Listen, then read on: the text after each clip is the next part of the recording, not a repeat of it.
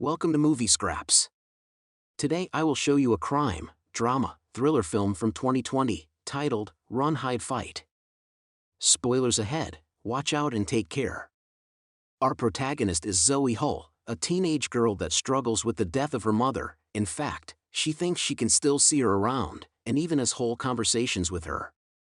This has caused her to shut down emotionally, and has also put some strain on her relationship with her father Todd, who is trying his best to connect with her through activities, like teaching her to hunt.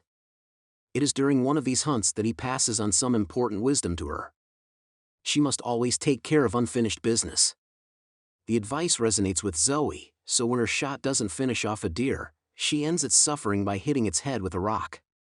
After returning from their little hunting trip, Todd tells Zoe that maybe they should see a therapist again, because Zoe is cutting herself off from everything she cares about. This comment angers Zoe, and they start arguing over it, for what obviously isn't the first time. Luckily, they are interrupted by her best friend Lewis Washington, who has come to pick her up in his car. On their way to school, they exchange insults with some bullies in another car. They also notice their classmate Chris Jellick planting a strange device in the middle of an open field, but they think it is just a prank. At school, Lewis tries to ask Zoe to prom, but Zoe dislikes the idea. Lewis thinks Zoe is shutting down too. This irritates her the same way it happened with her dad. She leaves for the bathroom after Lewis accidentally spills a drink on her and finds Anna Jellick moving the ceiling panels. Anna leaves the bathroom in a rush, so Zoe takes the opportunity to check the panels she had moved, but finds nothing behind them. Several incendiary devices are set off around town, except for the one Kip Quaid leaves at the school's front office.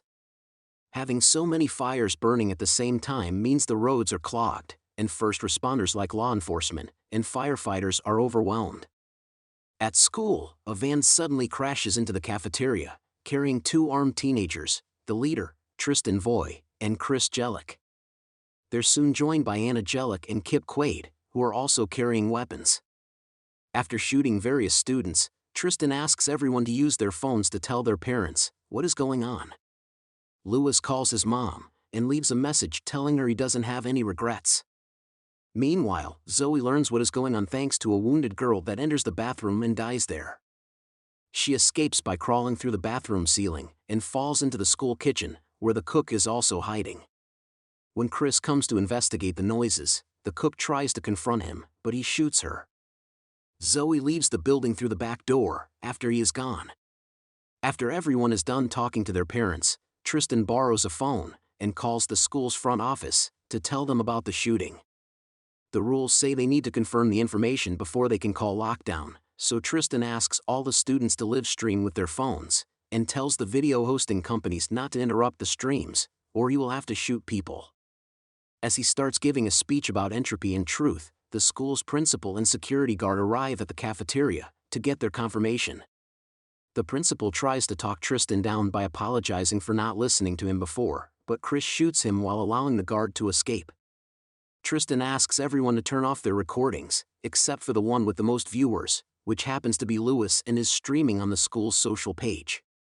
He is tasked with following Tristan around and recording everything, and the hostages are ordered to barricade the hole the van made on the wall. Outside, Zoe considers leaving, but comes back when she hears voices.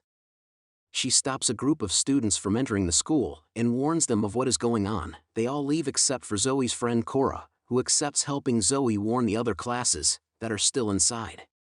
One of the teachers thinks they're pulling a prank and ignores them, so to have better luck with another classroom, they break a window. This time they are heard, and the whole class escapes through the window, while Zoe activates the fire alarm. This proves to be useless, because Anna goes into the electrical room to disable the alarm and cut off power. Right after the school's front office calls for lockdown, the homemade bomb Kip left there earlier explodes. The police finally arrive then, and Sheriff Tarzi starts closing the perimeter. The situation is finally making it to the news as well. Although they are not showing the stream, they are recording from outside. Irritated, Tristan tells the phone camera that the public wants to see him, not some reporter. Meanwhile, Zoe is searching the school to tell any remaining students to get out, but Anna finds her and starts shooting at her. Her leg is wounded before she manages to run away and hide in a room filled with balloons, that allow her to sneakily jump on Anna when she follows her. The girls fight for the gun. Zoe overpowers Anna and shoots her. With Lewis still recording, Tristan goes to the Spanish classroom to take those students with him to the cafeteria. The teacher tries to reason with him. Tristan responds by making her take off her blouse. He is about to touch her inappropriately when Lewis interrupts him by saying he has some questions from the watchers, effectively taking Tristan's focus away from the teacher. He wants as much attention as possible, so he is willing to answer those questions. Tristan explains this plan took him 14 months to make it sing, since he had to research the building blueprints, gather the weapons, etc. A police officer visits Tristan's house to talk to his parents, only to find the mother dead. Her neck had been cut open. In the meantime, Zoe's dad hears the news about the shooting on the radio and decides to drive to the school with weapons loaded in his truck. In the cafeteria, Chris is in the middle of talking to the voices in his head when he hears on the news that the cops have arrived, so he goes to the hole on the wall and shoots at them. Tristan hears the gunshots and decides to return, taking the whole Spanish class with him. Zoe sees them in the hallway, and when Kip walks in the opposite direction from the group, she decides to follow him.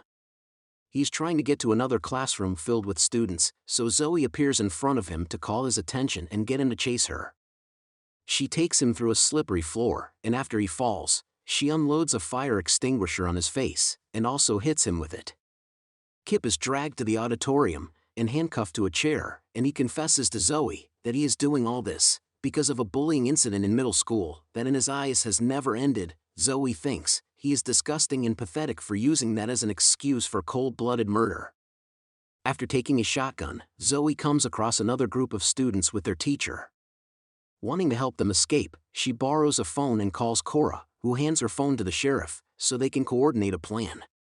Sheriff Tarzi tells the reporters to record him instead of the school before calling Tristan's phone.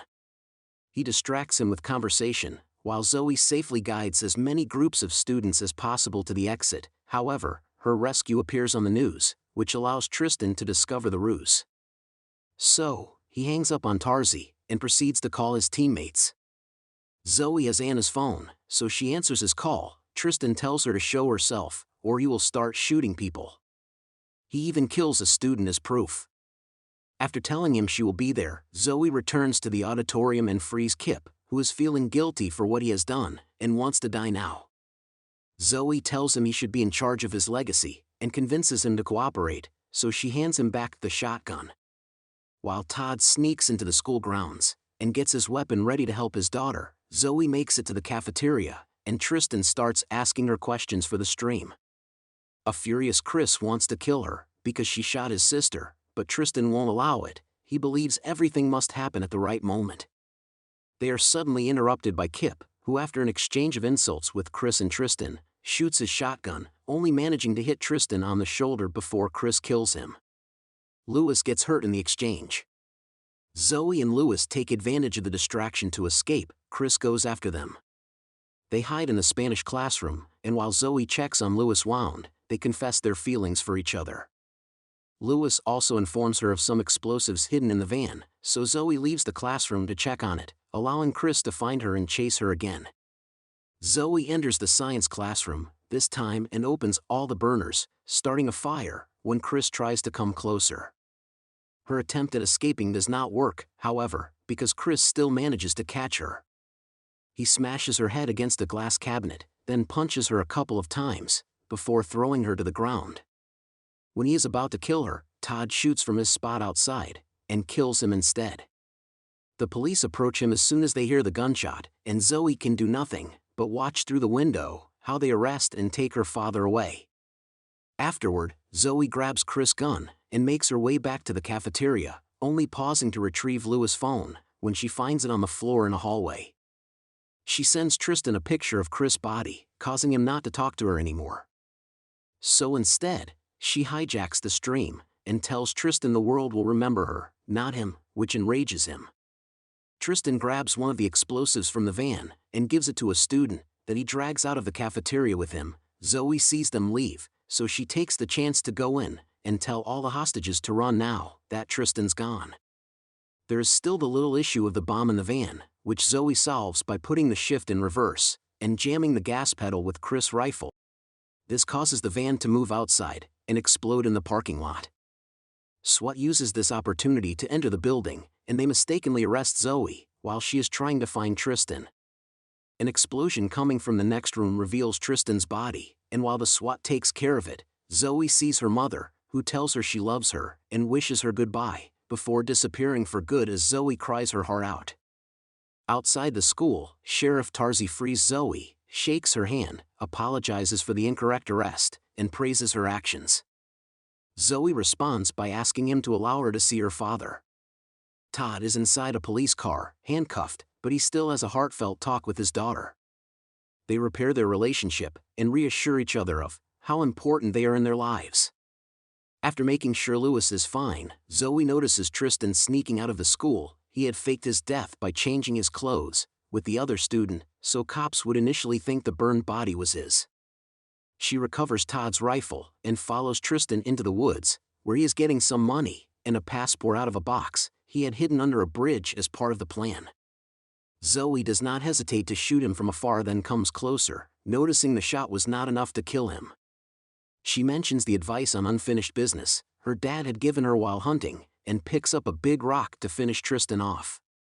Yet when she brings it down, she does not hit his head, she drops the rock in the river instead. Zoe decides to leave him there to die because, unlike an animal, suffering is what he deserves.